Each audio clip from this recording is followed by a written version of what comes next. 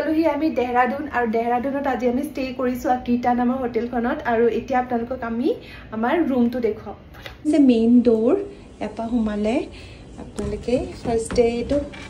ওয়াৰ্ড্ৰপ